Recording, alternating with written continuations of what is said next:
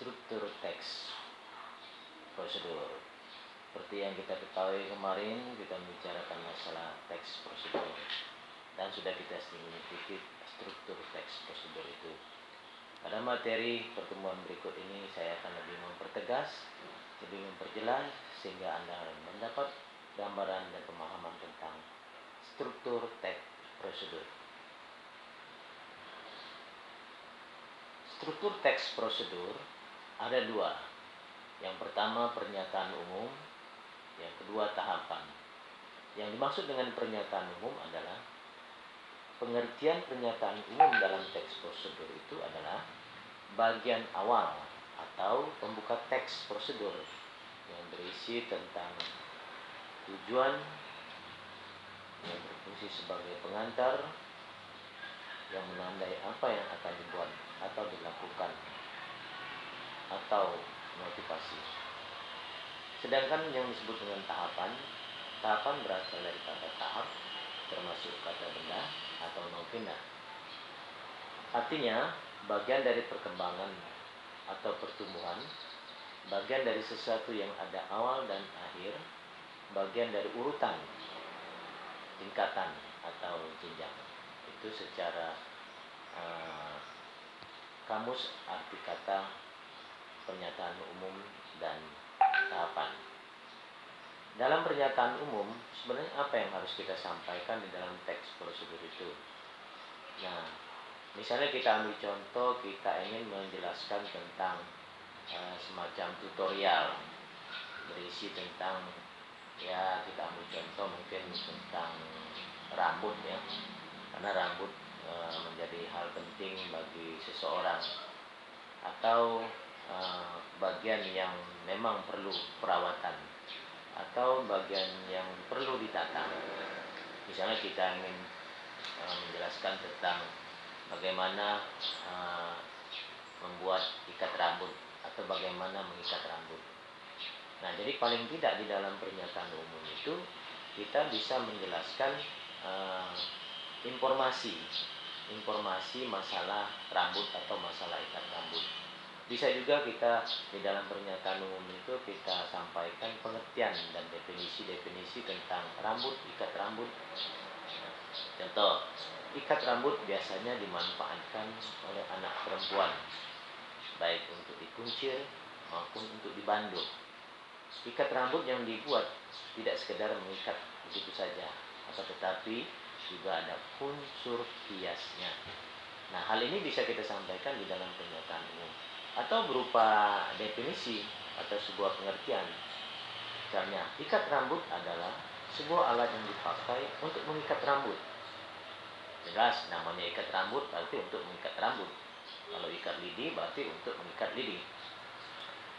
Terutama rambut panjang. Ya, kalau rambut pendek kan tidak mungkin diikat. Maksudnya rambut yang panjang ini perlu diikat. Nah, alat tersebut biasanya dipakai untuk sebagai bagian dari gaya rambut.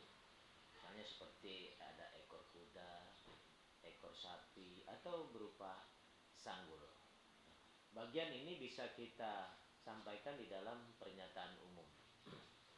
Berikutnya tahapan. Nah, di dalam tutorial bagaimana kita mengikat rambut, tahapan yang kedua, struktur yang kedua berupa tahapan. Ya, mungkin ada 3 tahap, 4 tahap, 5 tahap, atau 6 tahap, atau berapa saja. Nah, kaitannya dengan masalah rambut ini tadi, mungkin kita menjelaskan tahap pertama apa yang harus dilakukan. Misalnya tali diukur dan dipotong menjadi 2 bagian, atau pita sebagai pengikat rambut yang akan digunakan. Kemudian tahap yang kedua, apa yang harus dilakukan? Nah, setiap bagian akan dilipat 2 sehingga semua terdapat 4 pitas tali atau 4 pitas pita. Kemudian siapkanlah pensil yang cukup panjang. Guna pensil ini untuk menyampul atau buat simpul. Yang keempat, buat pada simpul kepala dengan menggunakan bantuan pensil tersebut. Kemudian yang keenam, tahap yang kelima, buatlah dengan simpul datar atau sesuai dengan keterampilan kita.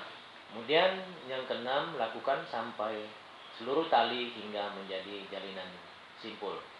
7, mungkin buat variasi supaya berbentuk seperti tadi, seperti ekor kuda, ekor sapi, atau berbentuk sanggul.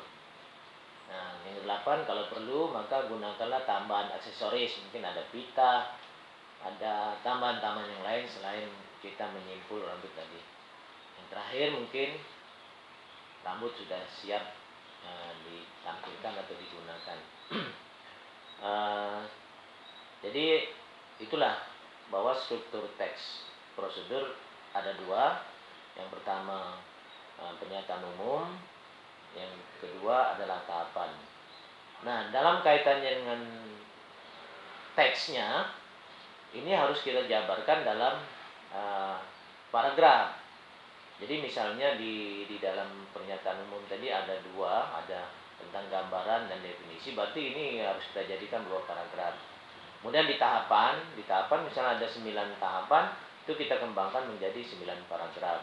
Ya, nanti paragrafnya akan kita bahas lebih lanjut tentang bagaimana cara mengembangkan kalimat utama menjadi paragraf. Terima kasih, itulah penjelasan saya. Mudah-mudahan semuanya mendapat gambaran tentang 2 struktur teks prosedur. Yang pertama, pernyataan umum. Yang kedua, tahapan atau langkah atau poin-poin yang harus dilakukan. Terima kasih. Assalamualaikum warahmatullahi wabarakatuh.